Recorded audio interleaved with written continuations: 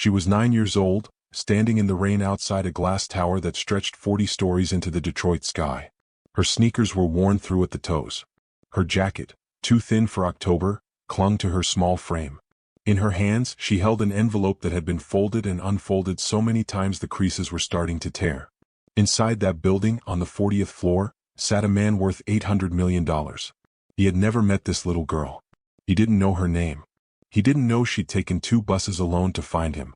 And he certainly didn't know that in exactly 4 hours, he would be sitting in his office with tears streaming down his face, holding that same envelope in his trembling hands. This is the story of how one letter, written by a dying woman and delivered by the bravest child you'll ever hear about, brought a billionaire CEO to his knees. Before we dive deeper, let us know in the comments where you're watching from. We'd love to hear from you. And if you're new here, click that subscribe button so you never miss any of our upcoming videos. Her name was Aaliyah. 9 years old. 4th grade. She lived with her mother in a 1-bedroom apartment on the east side of Detroit, where the streetlights flickered and the bus stop benches were covered in graffiti. Her mother's name was Beverly. Beverly was 32 years old and dying of stage 4 ovarian cancer. The man in the tower was named Raymond Cole. 51 years old. CEO of Cole Enterprises, a real estate development firm that had reshaped the Detroit skyline. He lived alone in a penthouse overlooking the river. He ate dinner alone. He worked 16-hour days. And he hadn't spoken to Beverly Jackson in nearly 10 years. But here's what you need to understand. This wasn't just about money. This wasn't about a sick woman reaching out to a rich man for help. No, this was about a secret. A secret that Beverly had carried for a decade. A secret that Raymond had buried so deep he'd convinced himself it never existed. And that night, as rain hammered against the windows of Cole Tower, that secret was about to claw its way back into the light. Let's go back. 10 years earlier. Raymond Cole wasn't a billionaire yet. He was a young real estate developer with big dreams and a girlfriend named Cassandra Price. Cassandra was everything Raymond thought he wanted. She came from money. Her father owned half the commercial property in Bloomfield Hills. She was polished, ambitious, and she understood the world Raymond was trying to break into. But there was someone else. Beverly Jackson worked as an administrative assistant at Raymond's first office, a cramped space above a dry cleaner on Woodward Avenue. She was kind. She laughed easily. She remembered how Raymond took his coffee. And one night, after a particularly brutal week, after Cassandra had canceled their dinner plans for the 3rd time to attend some charity gala, Raymond and Beverly stayed late going over contracts. They talked. Really talked. About dreams, about fears, about the weight of trying to become someone when the world keeps telling you you're nobody. One thing led to another. It happened once. Just once. Raymond told himself it was a mistake. He was engaged to Cassandra. He had a plan. He couldn't let one night derail everything he'd worked for. So he buried it. He avoided Beverly at the office. He threw himself into wedding planning. And when Beverly quietly resigned 2 weeks later, he told himself it was for the best. He married Cassandra 4 months after that. The wedding was in Bloomfield Hills. 300 guests. An orchestra. Cassandra wore a dress that cost more than Raymond's first car. He told himself he was happy. He told himself he'd made the right choice. But at night, sometimes he thought about Beverly's laugh. The way she'd looked at him like he was already somebody, even when he had nothing. Raymond and Cassandra's marriage lasted 6 years. No children. Cassandra wanted to wait until Raymond's company was more established, until they could afford the kind of life she'd grown up with. Raymond poured himself into work. He closed deals. He built buildings. He made his first million, then his 10th, then his 100th. And when Cassandra finally asked for a divorce, citing irreconcilable differences and a prenup that protected most of her family's assets, Raymond barely felt anything. He signed the papers in his lawyer's office on a Tuesday afternoon and went back to work. That was 3 years ago. Since then, Raymond had become one of the wealthiest developers in Michigan. He'd been featured in Forbes. He'd given keynote speeches. He'd donated millions to charity. And he'd never, not once, tried to find Beverly Jackson. He told himself she'd moved on. He told himself it didn't matter. He told himself that chapter of his life was closed. He was wrong. October 17th. A Tuesday.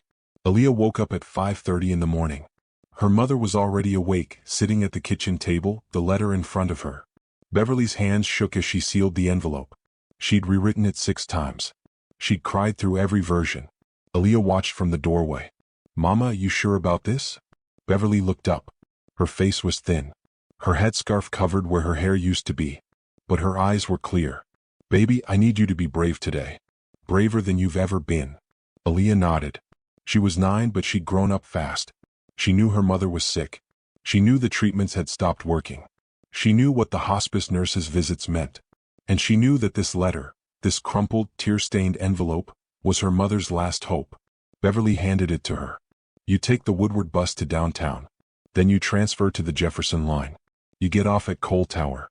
It's the tallest building with the blue glass. You go inside and you ask for Raymond Cole. You don't leave until you give him this letter. You understand me?" Aaliyah took the envelope. Her hands were small but steady. "What if he won't see me?" Beverly pulled her daughter close. "Then you wait. You wait all day if you have to. You tell them your name is Aaliyah Jackson. You tell them it's about something that happened a long time ago. You tell them it's urgent." She pressed her forehead against Aaliyah's. "And baby, if he reads this letter and still turns you away, you come home. You did everything you could. That's all anyone can ask." Aaliyah left the apartment at 7:15. She had exact change for both buses folded in her pocket. She had a granola bar and a juice box in her backpack. She had her mother's old flip phone in case of emergency. And she had the letter tucked inside her jacket, pressed against her heart. The first bus was crowded. She stood near the front, gripping the pole, watching the streets roll by. The second bus was less crowded, but by then the rain had started. By the time she got to Cole Tower, it was pouring. She stood outside for 10 minutes, gathering courage, water dripping from her hair. Then she pushed through the revolving doors into the lobby. The lobby was massive. Marble floors. A waterfall feature along one wall. Security guards in crisp uniforms. And a reception desk that seemed a mile away. Aaliyah walked toward it, her wet sneakers squeaking with every step. The woman at the desk looked up. Her name tag said Patricia. She was in her 50s with kind eyes and a practiced smile. "Can I help you, sweetheart?" Aaliyah lifted the envelope. "I need to see Raymond Cole." Patricia's smile didn't waver, but something shifted in her expression. "Is Mr. Cole expecting you?" "No, ma'am. But my mama said it's urgent. She said I have to give him this letter." Patricia glanced at the security guard, then back at Aaliyah. "Honey, Mr. Cole is a very busy man. He doesn't usually take walk-in appointments. Maybe if you leave the letter with me, I can make sure he gets it?" Aaliyah shook her head. "I have to give it to him myself. My mama made me promise." Patricia studied the girl for a long moment. Took in the worn jacket. The determination in her young face. The way she held that envelope like it contained the secrets of the universe. "What's your name?" "Aaliyah Jackson." "And your mother's name?" "Beverly Jackson." Patricia picked up the phone. She called 3 numbers before someone answered. "Hi, this is reception. I have a situation. There's a young girl here asking to see Mr. Cole. Says her name is Aaliyah Jackson. Her mother is Beverly Jackson. Says it's urgent." Pause. "No, she won't leave the letter. She insists on delivering it personally." Another pause. "Okay. I'll tell her." Patricia hung up and looked at Aaliyah. "Mr. Cole's assistant says he has back-to-back meetings all day. But if you're willing to wait, she'll see if she can fit you in during his lunch break. That's not for another 4 hours." Aaliyah set her backpack down and sat on one of the leather chairs near the window. "I'll wait." And wait she did. She sat there for 4 hours and 17 minutes. Patricia brought her a bottle of water and a bag of pretzels around 10:30. The security guard changed shifts at 11. People came and went through the lobby, and none of them noticed the small girl with the wet hair and the envelope, waiting. At 12:37, a woman in a navy suit stepped out of the elevator. She walked directly to Aaliyah. "I'm Denise, Mr. Cole's executive assistant. He can give you 10 minutes. Follow me." The elevator ride to the 40th floor felt like floating. Aaliyah watched the numbers climb. Her stomach dropped and rose with each floor. Denise stood beside her, silent, checking her phone. When the doors opened, they stepped into a space that looked nothing like the world Aaliyah knew. Floor-to-ceiling windows. Abstract art on the walls. Everything chrome and leather and glass. Denise led her past a conference room where men in suits argued over blueprints. Past offices with closed doors and nameplates. To a corner office at the end of the hall. She knocked once and opened the door. "Mr. Cole? Your 12:30 is here." Raymond Cole stood behind his desk, phone pressed to his ear, gesturing at a laptop screen. He was tall, graying at the temples, sharp suit. When he saw Aaliyah, he froze mid-sentence. "I'll call you back." He hung up without waiting for a response. He stared at the girl in his doorway.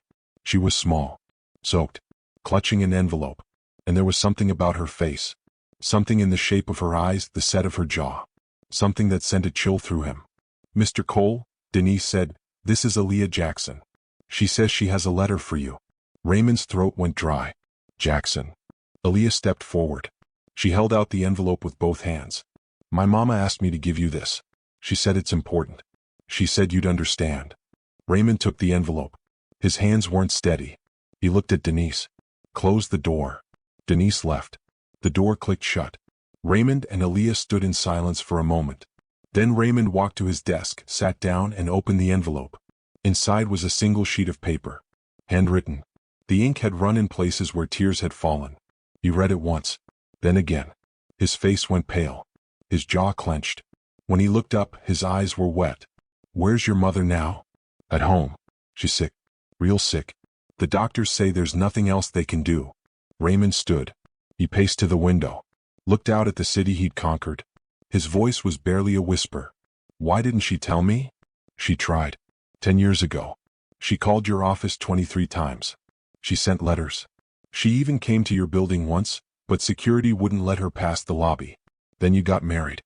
And she figured you'd made your choice." Raymond turned to face her. "What's the letter say about me?" Aaliyah met his eyes. "It says you're my father." The world stopped. Raymond sat down hard, like someone had cut his strings. He opened his mouth, closed it, opened it again. "I didn't know. I swear I didn't know." "She knows. That's why she never asked you for anything. Not money. Not help. Nothing. She raised me herself. But now," Aaliyah's voice cracked, "now she's dying. And she said there's one thing she needs to ask you. Just one thing before she's gone." "What?" "Will you take care of me when she's gone?" If this story has your heart racing, drop a comment and let us know what you think Raymond should do. And stick with us, because what happens next will change everything. Raymond canceled every meeting for the rest of the day. He drove Aaliyah home himself. Pulled his Mercedes up in front of a building that should have been condemned 5 years ago. Followed her up 3 flights of stairs where half the lights were burned out. Stood in the doorway of an apartment that smelled like medicine and bleach. Beverly was on the couch. She'd lost at least 40 pounds since Raymond last saw her. But when she looked up and saw him standing there, her eyes filled with something he couldn't name. Relief, fear, regret, all of it at once. "Ray," she whispered. He crossed the room in 3 steps. Knelt beside the couch. "Why didn't you tell me? Why didn't you make me listen? You were getting married. You were building your life. I wasn't going to trap you. You should have trapped me." His voice broke. "You should have shown up at my wedding and burned the whole thing down. You should have." He stopped. Pressed his palms against his eyes. "I would have been there. For both of you. I would have." "I know." Beverly reached out and touched his face. "I know you would have. That's why I couldn't tell you. Because I knew you'd give up everything. Your dreams. Your future. And I couldn't let you do that. Not for me. But you're asking now. Because I don't have a choice anymore. I need to know she'll be okay. I need to know someone will love her the way she deserves." Raymond looked at Aaliyah. She was sitting at the kitchen table watching them, trying to be brave, trying not to cry. He saw himself in her, in the way she refused to look away even when things got hard. "I'll take care of her," he said. "Whatever she needs. School, college, everything. I promise." Beverly smiled. It was the first real smile she'd managed in weeks. "Thank you." Raymond stayed for 3 hours. He called his lawyer. Started paperwork for emergency custody. Arranged for Beverly to transfer to a private hospice facility where she'd be comfortable. Where Aaliyah could visit every day. Where the staff wouldn't look at her like she was already a corpse. Over the next 2 weeks, Raymond showed up every single day. He brought groceries. He sat with Beverly while she slept. He helped Aaliyah with her homework. He learned that she loved science but struggled with reading. That she wanted to be a veterinarian. That she'd never been to a real restaurant because her mother couldn't afford it. He took her to his lawyer's office. They filed for custody. They started the process of making it official.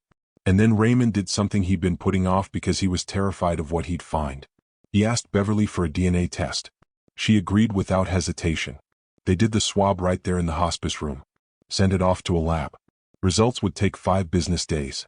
Raymond went back to work, but he couldn't focus. He kept thinking about Aaliyah. About the daughter he'd missed 9 years with. About all the birthdays and first days of school and bedtime stories he'd never get back. The results came back on a Friday. Raymond opened the email in his office at 6:45 in the evening. Denise had gone home. The building was quiet. He clicked the attachment. Read the summary. Read it again. Then he dropped his phone and put his head in his hands. The test was negative. 0 probability of paternity. Aaliyah wasn't his daughter. Raymond sat in his office for 2 hours. Didn't move. Didn't cry. Just sat there, feeling like someone had hollowed him out with a spoon. He'd spent 2 weeks falling in love with a little girl who wasn't his. He'd been planning her future. He'd imagined teaching her to drive someday. Walking her down the aisle. He'd been building a life in his head that was never supposed to exist. At 8:45 there was a knock on his door. Soft. Hesitant. He looked up. Aaliyah stood in the doorway, Denise behind her looking apologetic. "I'm sorry, Mr. Cole," Denise said. She showed up at the security desk. Said it was an emergency. Raymond waved her off. "It's okay. Come in, Aaliyah." The girl walked into the office. She looked scared. "Mama told me to come find you. She said something's wrong. She said you found out." Raymond's chest tightened. "Found out what?" "That you're not my dad." Aaliyah's voice was small. "Not by blood anyway." "You knew." "Mama told me last week. She said she had to come clean before she runs out of time. She said my real father was some guy who left before I was born. She said she put your name on the letter because you were the only good man she ever knew. The only one she thought might actually show up." Tears spilled down her cheeks. "I'm sorry. I'm sorry we lied to you. I'm sorry you wasted all this time on me." Raymond stood. Walked around the desk. Knelt in front of her so they were eye level. "Aaliyah, look at me." She did. "Do you think the last 2 weeks were a waste?" "I don't know. Do you think it mattered to me, really mattered, that we share the same blood?" "I guess it should. But does it?" He took her hands. They were so small. "Because here's what I know. I know you're the bravest person I've ever met. I know you rode 2 buses across the city by yourself because your mother needed you to. I know you waited in my lobby for 4 hours because you don't give up. I know you love science and hate broccoli and you're afraid of dogs but you pretend you're not. And I know that when I think about my future, I see you in it. Every single day. Blood or no blood." Aaliyah sobbed. Raymond pulled her into a hug. She was so small against him. So fragile. So impossibly strong. "I don't care what the test says," Raymond whispered into her hair. "You're my daughter if you want to be. And I'm your dad if you'll have me." "Really? Really?" They stayed like that for a long time. Then Raymond drove her back to the hospice. Beverly was awake. Barely. But when she saw them walk in together, saw Raymond's arm around Aaliyah's shoulders, she knew. "You told him?" Beverly whispered. "I had to." Raymond sat on the edge of the bed. "You should have trusted me with the truth from the beginning." "I was scared. Scared you'd walk away." "I'm not walking away. I'm adopting her. Officially. Legally. I don't care what the DNA says. She's mine if she'll have me." Beverly cried. Not sad tears. Grateful ones. "Thank you," she breathed. "Thank you for seeing her. For seeing what I always saw. That she's worth everything." Beverly Jackson died 3 weeks later. Raymond made sure she was comfortable until the end. Made sure Aaliyah got to say goodbye. Made sure there was a service with flowers and music and people who remembered her kindness. The adoption went through 6 months after that. Raymond enrolled Aaliyah in a private school. Converted one of his guest bedrooms into a space just for her. Learned to braid hair from YouTube videos. Attended every parent-teacher conference. Every science fair. Every school play. And one night, 2 years after Aaliyah first walked into his office with that crumpled letter, she climbed into bed and said, "Dad." "Yeah. Do you ever wish I was really yours? Like biologically?" Raymond turned off the light. Pulled the blanket up to her chin. "Aaliyah, you are really mine. You became mine the second I decided to show up. Biology doesn't make a family. Love does. And I love you more than I ever thought I could love anything." She smiled in the dark. "I love you too. So here's the question I want to leave you with. What makes a family? Is it blood? Is it genetics? Or is it the choice to show up for someone even when the world tells you that you don't have to?" Raymond Cole could have walked away when that DNA test came back negative. He could have said, "Not my problem, not my kid." But he didn't. Because somewhere along the way between that first letter and those 2 years of bedtime stories, he learned something that most people never figure out. That being a parent isn't about who you share chromosomes with. It's about who you'd fight for. Who you'd sacrifice for. Who you choose to love when loving them costs you something. Aaliyah is 16 now, straight A student, wants to study veterinary medicine at Michigan State. And Raymond? He still keeps that letter. The one Beverly wrote. The one Aaliyah delivered in the rain. It sits in his desk drawer, folded along the same creases, the ink still smudged from old tears. He reads it sometimes when he needs to remember where he came from, when he needs to remember what matters. So I want to hear from you. Have you ever had someone show up for you when they didn't have to? Have you ever been the one who chose to stay when it would have been easier to walk away? Drop a comment. Tell your story. Because these are the stories that remind us what it means to be human. And if this story moved you, if it made you think, if it made you feel something real, hit that like button. Share it with someone who needs to hear it. Subscribe so you never miss the stories that matter. Until then, remember this. Family isn't just the people you're born to. It's the people who choose you. And sometimes the bravest thing you can do is let yourself be chosen.